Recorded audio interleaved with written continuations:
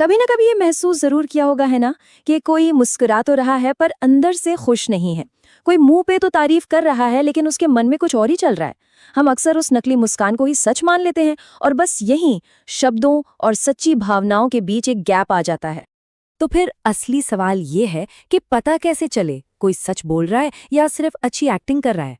सोचिए, अगर किसी के चेहरे के हाव भाव, उसकी बॉडी लैंग्वेज या आंखों की हरकतों को देखकर ये पता चल जाए कि उसके असली इरादे क्या हैं, तो जिंदगी कितनी आसान हो जाएगी, है ना? ठीक है, तो चलिए इसी में थोड़ा और गहराई से उतरते हैं। इस विश्लेषण में हम सबसे पहले अनकही भाषा को समझेंगे, फिर खुले और बंद संकेतों के बारे में जानेंगे, किसी की दिलचस्पी और इरादे को पढ़ना सीखेंगे, आत्मविश्वास और असुरक्षा को पहचानेंगे, और आखिर में एक बेहतर ऑब्जर्वर कैसे बने, इस पर गौर करेंगे। बॉडी लैंग्वेज मतलब हमारी शारीरिक भाषा कम्युनिकेशन की एक ऐसी छिपी हुई लेयर है जो अक्सर सच बता देती है। जब शब्द सच को छुपाने की कोशिश करते हैं ना, तब भी शरीर सच बोल ही देता है। और इस जानकारी से पर्सनल और प्रोफेशनल दोनों ही रिश्तों को समझना काफी आसान हो जाता है। और इसका जो बेसिक प्रिंसिपल है वो बड़ा सिंपल है। जुबान झूठ बोल सकती है, पर हमारा शरीर वो लगभग हमेशा सच का आईना होता है। ये एक इतना पावरफुल आइडिया है जो हमारे बातचीत करने के तरीके को पूरी तरह से बदल सकता है। तो चलिए सबसे पहले और सबसे जरूरी सिग्नल्स को समझते हैं, खुले बनाम बंद संकेत। इन्हें समझना इसलिए जरूरी है क्योंकि यही वो पहली चीज है जो दिखाती है कि कोई इंसान आपकी बात सुनने और उसे अपनाने के लिए कितना तैयार है। तो इसमें दो तरह के सिग्नल होते हैं। एक तरफ हैं ओपन सिग्नल्स, जैसे खुली हथेलियां जो भरोसे और सहमति को दिखाते हैं, और दूसरी तरफ हैं क्लोज्ड सिग्नल्स, जैसे बाहों को क्रॉस करना, जो डिफेंसिव होने या असहमति का इशारा करते हैं। ये दोनों एकदम ऑपोजिट मैसेज देते हैं।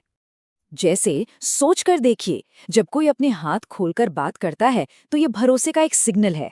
वैसे ही जब कोई मेंटली आपके आइडियाज के लिए ओपन होता है ना, तो वो अक्सर अनजाने में ही अपने कोट का बटन खोल देता है। और अगर कोई आपकी तरफ झुक रहा है या कुर्सी के किनारे पर आकर बैठ गया है, तो समझ लीजिए वो सिर्फ सुन नहीं रहा, बल्कि शायद आपकी बात से सहमत भी है। और इसके ठीक उलट, जब कोई अपनी बाहें क्रॉस करता है तो वो एक तरह की बॉडी शील्ड बना लेता है।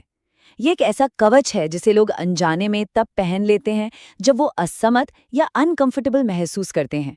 मजे की बात तो ये है कि छोटे बच्चे भी जब पेरेंट्स से नाराज होते हैं तो वो तुरंत अपनी बाहें क्रॉस कर लेते हैं। अच्छा, अब आगे बढ़ते हैं और देखते हैं कि कुछ सिग्नल ये कैसे बताते हैं कि किसी इंसान का ध्यान कहाँ है और उसका अगला कदम क्या हो सकता है। इससे हमें उसकी दिलचस्पी का लेवल समझने में मदद मिलती है। पता है, ये कितनी मजेदार बात है कि चार्ल्स डार्विन ने भी ये नोटिस किया था कि इंसान और जानवर दोनों ही जब किसी चीज में गहरी दिलचस्पी लेते हैं तो उनका सिर थोड़ा सा झुक जाता है।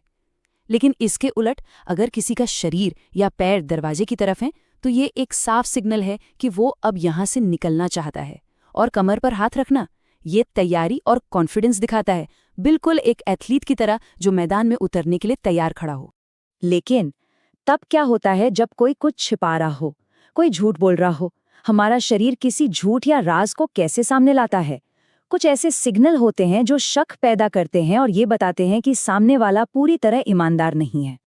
इसका एक बहुत ही फेमस किस्सा है प्रोफेसर बर्डविस्टल का।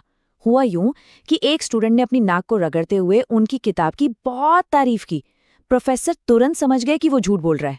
असल में नाक को छूना या रगड़ना अक्सर ये दिखाता है कि इंसान जो कह रहा है उस पर उसे खुद यकीन नहीं है। और प्रोफेसर के पूछने पर स्टूडेंट ने फौरन सच कबूल भी कर लिया। चलिए अब बात करते हैं कुछ और बारीक सिग्नल्स की, जो किसी इंसान के कॉन्फिडेंस या उसकी कमी को दिखाते हैं। ये हमें उनके अंदर की इमोशनल स्टेट को समझने में मदद करते हैं। कॉन्फिडेंस की बात हो तो स्टीपलिंग का जिक्र जरूर आता है। अब ये क्या है?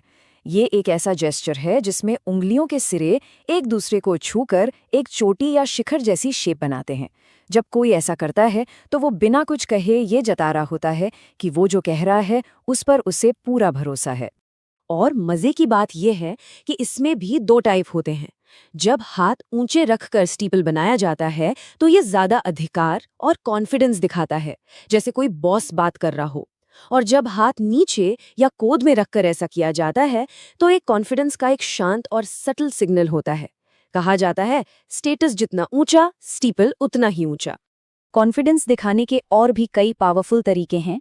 सोचिए किसी को डेस्क पर पैर रखे हुए। ये सीधा सीधा कहना है कि ये मेरा इलाका है। या जब कोई अपनी कीमती कार को छूकर या उस पर हाथ रखकर बात करता है तो वो अपना मालिकाना हक दिखाता है। इसी तरह किसी पार्टनर की कमर पर हाथ रखना एक पब्लिक अनाउंसमेंट जैसा है कि ये इंसान मेरा है। अब बात करते हैं कॉन्फिडेंस के ठीक उलट यानी इनसिक्योरिटी की। असुरक्षा या चिंता अक्सर खुद को शांत करने वाले इशारों में दिखाई देती है। जब कोई अनिश्चित या नर्वस महसूस करता है तो वो खुद को फिजिकली दिलासा देने की कोशिश करता है। ये वो इशारे हैं जैसे अंगूठों को आपस में रगड़ना, हाथ की मुलायम स्किन को धीरे से दबाना या फिर पेन चबाना। ये सभी आदतें बचपन में अंगूठा चूसने की आदत की तरह ही हैं। ये तनाव भरी सिचुएशन में खुद को शांत करने का एक तरीका है। यहाँ तक कि कॉफी मग को एक घाल की तरह दोनों हाथों से पकड़ना भी इसी इनसिक्योरिटी का एक सिग्नल हो सकता है। तो अब सवाल ये है कि सारी जानकारी का करना क्या है। देखिए, इसका मकसद किसी को मैनिपुलेट करना बिल्कुल नहीं है, बल्कि बेहतर तरीके से समझना और रिश्ते बनाना है। ये जानकारी असल में हमदर्दी दिखाने का एक बहुत पावरफुल टूल हो सकती है। तो चलिए एक क्विक रीकैप करते हैं। खुली हथेलियां ईमानदारी और खुलेपन का संकेत हैं। क्रॉस की हुई बाहें, ये डिफेंसिव होने का संकेत हैं। सिर का झुकाव रुचि दिखाता है। नाक को छूना शक पैदा कर सकता है। स्टीपलिंग आत्मविश्वास का प्रतीक है और छाती पर हाथ रखना सच्ची ईमानदारी और स्वीकृति को दिखाता है। और सबसे ज़रूरी बात ये याद रखनी है कि इस जानकारी का मकसद किसी को जज करना या उस पर कोई लेबल लगाना नहीं है। इसका असली मकसद लोगों को बेहतर तरीके से समझना है ताकि हमारा कम्युनिकेशन ज़्यादा असरदार और हमदर्दी से भरा हो सके। क्योंकि सच तो ये है कि जब हम इन नॉन वर्बल सिग्नल्स को अनदेखा करते हैं तो इसकी कीमत चुकानी पड़ती है। इससे पर्सनल और प्रोफेशनल दोनों ही तरह के रिश्तों में गलतफहमियां पैदा होती हैं और रिश्ते खराब हो सकते हैं। तो आखिर में एक सवाल सोचने के लिए, अब जब ये अनकही भाषा दिखाई देने लगी है तो ये हमारे सुनने के तरीके को कैसे बदलेगी? क्योंकि अब हम सिर्फ शब्द नहीं सुनेंगे बल्कि पूरी